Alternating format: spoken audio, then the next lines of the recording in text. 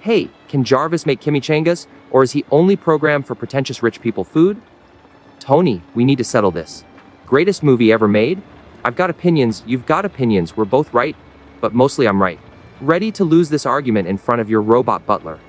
Jarvis can make whatever you want, but he's judging your taste. Also, it's fair IDY now, Jarvis retired. Keep up, Wade. Greatest movie ever? Easy. The Dark Knight. Christopher Nolan's masterpiece. Heath Ledger's Joker is the best villain performance ever captured on film. The fairy scene, the interrogation, the chaos philosophy. Perfection. What's your pick? Something with explosions and inappropriate jokes. Let me guess, Deadpool 2? Deadpool 2 is art, but no. I'm going Shawshank Redemption. Andy tunneling through a prison wall for 19 years, crawling through sewage to freedom. Morgan Freeman's narration could make a grocery list sound profound. Hope as a theme, friendship, redemption. It's basically what my life would be if I got caught. Dark Knight is great, sure, but it's just a guy in a bat costume punching a clown. Shawshank is humanity distilled into 2 hours. Shawshank is Reddit's favorite movie. Every "what's the greatest film?" thread ends with Shawshank at the top. It's become a cliché answer. Yes, Morgan Freeman's voice is incredible, the story is moving. But greatest ever? It's a prison drama? Dark Knight transcends genre. It's a crime thriller, a psychological study, a philosophical examination of order versus chaos. Joker burns money to prove a point. Andy digs a tunnel to escape. One is revolutionary.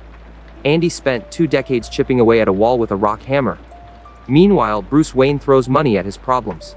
Billion-dollar bat tank, billion-dollar bat plane, billion-dollar cave filled with computers. Your movie is basically about a rich guy with toys fighting a mentally ill man who paints his face. Shawshank is about hope surviving in the darkest place. The beer on the roof scene, the opera playing over the loudspeakers. Moments of beauty in hell. When Harvey Dent stands up for Gotham despite the corruption. When the people on the ferries choose not to kill each other. When Gordon's son sees Batman as a hero. Hope exists in Dark Knight, it's just earned through darkness. Shawshank's hope is easy. Of course we root for Andy, he's innocent. The movie tells us he didn't kill his wife. Dark Knight's hope is harder. Gotham is corrupt, people are flawed, the system is broken. Yet people still choose good. In that aspect, Django Unchained is better than both though. Tarantino's revenge western. Django getting his wife back. The violence is cartoonish but the emotions are real. Django is phenomenal. Christoph Waltz is incredible as Dr. Schultz. The Mandingo fight scene is hard to watch. The dinner table scene with Leonardo DiCaprio, but greatest ever. Nawa. Django kills slavers, we cheer. Simple morality. Shawshank is complex. Brooks hangs himself after release. Freedom kills him. The institution broke him so badly he couldn't survive outside.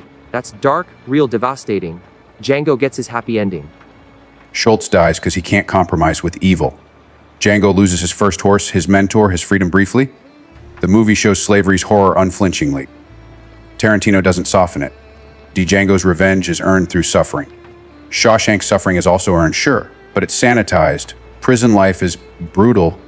The movie shows some of that. Django shows whipping, Mandingo fighting, dogs tearing a man apart. Which movie has more courage? Django's violence is stylized, gazers of blood, people flying backward from gunshots. It's Tarantino land violence, not realism. Shawshank's violence feels real, mundane, terrifying in its normalcy. The sisters beating Andy, guards beating inmates, the warden's corruption. Everyday evil, not cartoonish plantation owners. C7 does darkness better than both. Fincher's serial killer masterpiece. John Doe wins, the bad guy wins. Head in a box. What's in the box? That ending destroyed audiences in 1995. C7 is incredible, no argument. Kevin Spacey's John Doe is terrifying precisely because he's ordinary. The 7 deadly sins murders, the rain-soaked city, the hopelessness. The world is a fine place and worth fighting for. I agree with the second part. Somerset's resignation is devastating, but greatest ever, it's unrelentingly bleak. No hope, no redemption, just darkness. John Doe wins, evil triumphs, Mills becomes wrath. Brilliant but exhausting. Interstellar balances darkness with hope. Cooper travels through space to save humanity. The wormhole, the black hole, the time dilation. Science fiction that makes you cry. The watch scene with Murph. Destroys me every time. Interstellar is beautiful. The docking scene with the music. Hans Zimmer going full organ mode. Matthew McConaughey crying watching his kids age through videos. Gut-wrenching. But the ending is nonsense. Love transcends dimensions. Future humans built the wormhole. It's Nolan trying to be Kubrick and stumbling. The science is rigorous until it's not. Then it's just emotional hand waving. 7 commits to its darkness. Interstellar wants darkness and sentimentality. Can't have both without one compromising the other. Inception commits to the ambiguous ending. Is the top still spinning? We don't know. Dark Knight commits to Batman becoming the villain in public perception. Interstellar commits to the premise that love is quantifiable, a dimension we don't understand yet. The movie earns that through the Cooper-Murph relationship. The watch is a metaphor. Love is a signal through time. It works emotionally even if the science is soft. The Green Mile does similar. John Coffey's powers are never explained. He's just magic. Doesn't matter, the emotion lands. The execution scene, Coffey choosing death. Brutal and beautiful. The Green Mile makes me sob like a baby. Tom Hanks watching this gentle giant die for a crime he didn't commit. I'm tired, boss. Tired of being on the road, lonely as a sparrow in the rain. Michael Clark Duncan's delivery, the mouse, Mr. Jingles, the cruelty of Percy. The movie understands that existence itself can be exhausting. John Coffey doesn't want to keep living after seeing humanity's darkness. He's literally too good for this world. Accepting death is easy, continuing is hard. Shawshank's get busy living or get busy dying is more powerful than Green Mile's resignation. Andy fights, Red fights, they both choose life. John Coffey gives up. Understandable but not heroic. The Imitation Game shows Alan Turing fighting against impossible odds. Breaking Enigma, ending the war, saving millions. Then society destroys him for being gay. He fights, loses, dies tragically. His fight mattered even in defeat. Coffey's death is sad. Turing's death is tragic. There's a difference. Sad happens to you. Tragic is when you fight and lose anyway. Benedict Cumberbatch playing Turing's awkwardness, his brilliance, his loneliness.